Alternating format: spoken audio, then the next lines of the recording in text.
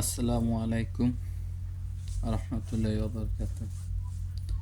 আল্লাহ তাআলা আমাদের সবাইকে, পুরো মানব জাতিকে সৃষ্টির শ্রেষ্ঠ জীব হিসাবে পৃথিবীতে প্রেরণ করেছে।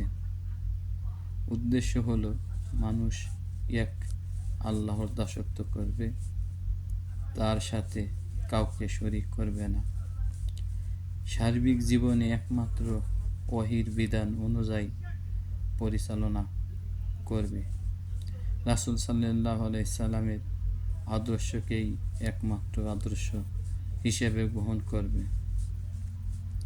আল্লাহ তাআলা তার এই উদ্দেশ্যে বাস্তবায়নে লক্ষ্যে মানব জাতির জন্য ইসলামকে একমাত্র দিন হিসেবে মনোনীত করে তার যাবতীয় বিধিবিধান ওহীর মারফতে জানিয়ে দিয়েছেন। পথ প্রদর্শক হিসাবে যুগে যুগে নবী রাসূল গণকে প্রেরণ করেছেন।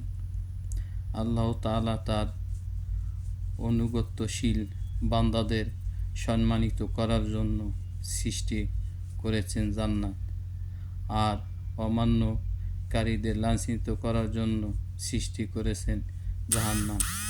মৃত্যুর পরেই মানুষ অবস্থান স্থল নির্ধারিত হবে।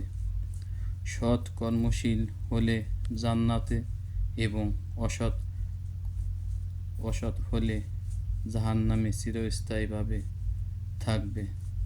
আল্লাহ তাআলা সকল মুমিন ও মুসলমান ভাইদের বোঝার মতন তৌফিক দেব যে আল্লাহ তাআলা আমাদের মানব জাতি আর জিন জাতিকে সৃষ্টি করেছেন একমাত্র তার ইবাদতের জন্য।